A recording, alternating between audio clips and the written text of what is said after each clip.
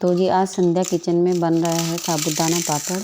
ये बहुत ही सॉफ्ट बन करके तैयार होता है और बहुत ही आसान विधि से ये बन जाता है।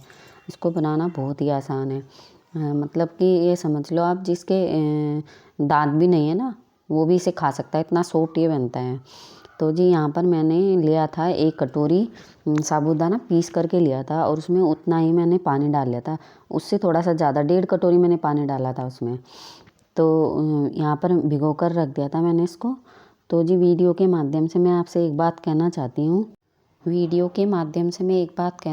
हूँ कि अक्सर हम गृहिणियाँ ना कुछ भूल ही जाते हैं। मैं तो अक्सर भूल जाती हूँ और मुझे लगता है कि ये सभी गृहिणियाँ कुछ ना कुछ भूल ही जाती हैं। जैसे हम चाय में चीनी डालना भूल जाते हैं, सब्ज़ी में नमक डालना भूल जाते हैं, कहीं पर पैसे रख कर भूल जाते हैं। मतलब बहुत सारी चीज़ें हैं जो हम भूल जाते हैं। इसकी वजह एक ये भी है कि हम बहुत सारा काम एक साथ करते हैं।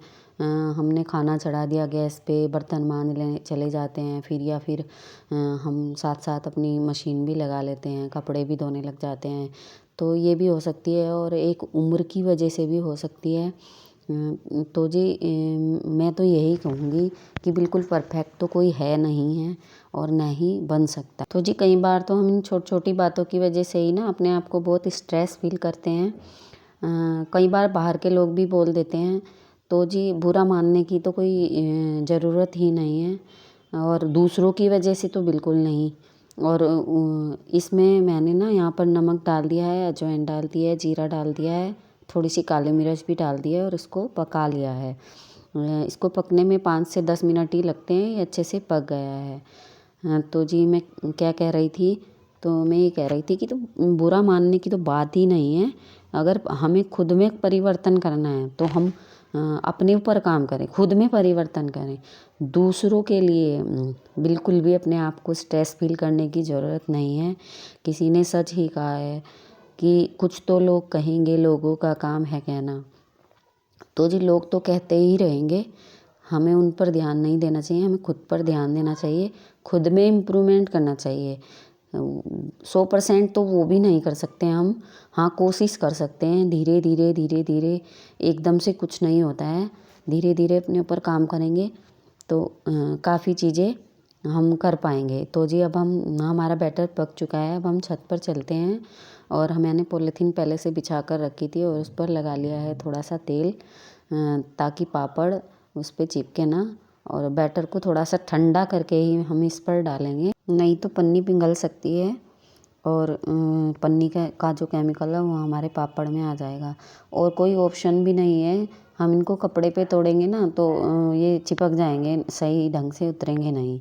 तो ऑप्शन यही है कि थोड़ा सा इसको ठंडा करके और तभी हम पापड़ को सुखाएं। तो जी हम यहाँ थोड़ी सी कचरी भी तोड़ लेंगे। बहुत अच्छी कचरी बनती है इसकी, बहुत ही सॉफ्ट। तो मैंने ना एक बोतल में भर करके थोड़ी सी कचरियाँ भी तोड़ दी हैं। तो इस तरीके से साबूदाने के जो पापड़ कचरियाँ होती हैं ना वो बहुत ही आसान होती हैं तोड़नी।